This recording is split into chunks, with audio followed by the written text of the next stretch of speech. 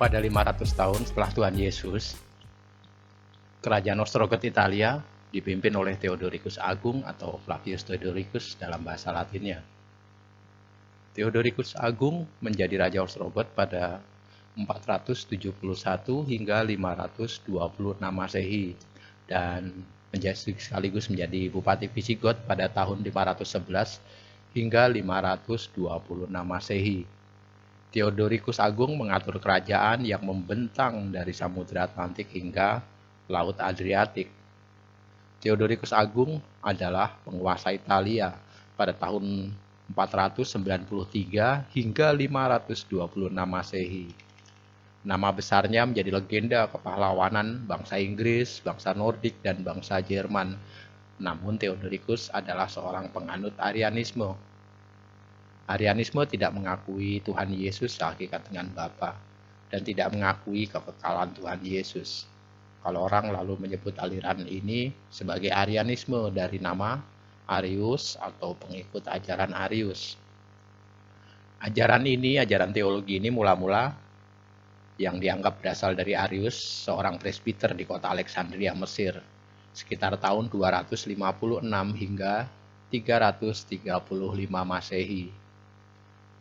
Pada masa itu gereja barat juga dipimpin oleh Paus Homisidas antara tahun 514 hingga 523 Masehi.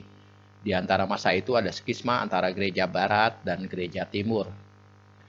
Nah, sejak masa Paus Homisidas dari gereja barat dan Kaisar Justinus dari gereja timur berusaha mengakhiri skisma. Dua-duanya berusaha mengakhiri skisma antara gereja timur dan barat.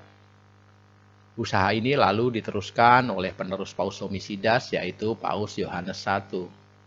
Paus Yohanes I ini adalah sebagai uskup dioses Roma ke-53 yang beliau dikenal sebagai orang yang ramah, dan namun masa kepausannya sangat singkat antara 523 hingga 526 Masehi atau hanya sekitar 3 tahun saja. Namun di masa kepausannya yang singkat ini, Paus Yohanes I berhasil mengakhiri skisma Akasia yang berlangsung selama 35 tahun dari tahun 484 hingga 519 Masehi, serta berhasil memulihkan hubungan dan menjalin hubungan baik dengan Kaisar Bizantium, Justinus I. Membaiknya relasi ini membuat gereja timur dan barat dapat bersatu kembali. Paus Yohanes I juga meratifikasi perhitungan Alexandria untuk tanggal Paskah yang bisa diterima oleh seluruh gereja barat. Selain itu, Paus Yohanes I yang ramah ini di masa kepausannya yang diisi dengan berbagai tindakan untuk membela kebenaran agama di hadapan para penganut Arianisme, namun tetap menjalin hubungan yang baik dengan Raja Theodoricus Agung yang seorang penganut Arianisme. Paus Yohanes I ini bersahabat baik dengan Raja Theodoricus Agung. Namun hubungan baik Paus Yohanes I dengan Theodoricus Agung berubah. Theodoricus Agung berbalik memusuhi Paus Yohanes I. Semua berawal dari keberhasilan Paus Homisidas, yaitu pendahulu Paus Yohanes I. Keberhasilannya mengakhiri skisma antara gereja barat dan gereja timur berkat kerjasama yang baik dari Kaisar Justinus I pada tahun 519.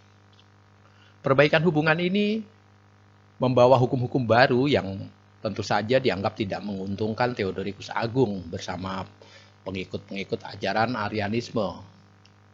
Theodoricus Agung yang bersahabat baik dengan Paus Yohanes I mendesak Paus Yohanes I untuk memimpin delegasi menghadap Kaisar Justinus I. Dalam kunjungan Paus Yohanes I ini ke Konstantinopel, Paus Yohanes I dan delegasinya diterima dengan senang hati dan disambut baik oleh Kaisar Justinus I. Juga diterima baik oleh para patriark timur bersama umatnya. Bahkan di Konstantinopel, Paus Yohanes I bersama delegasinya diperkenankan merayakan Paskah. Namun, misi ini rupanya dianggap tidak tercapai seluruhnya dan tidak memuaskan seperti yang diinginkan Theodoricus Agung.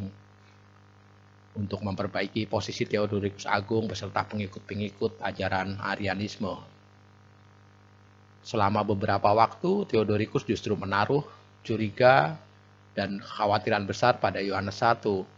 dan hubungannya dengan Kaisar Justinus I tentang segala hal yang dibicarakan di Konstantinopel.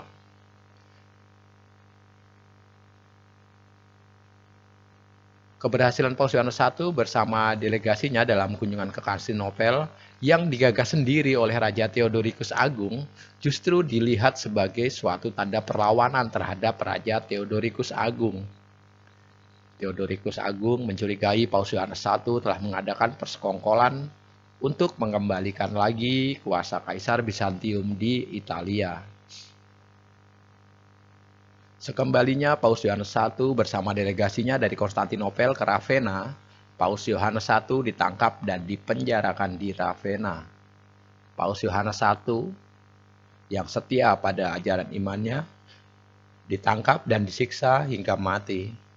Paus Yohanes I akhirnya dibawa ke Roma dan dimakamkan di Basilika Santo Petrus.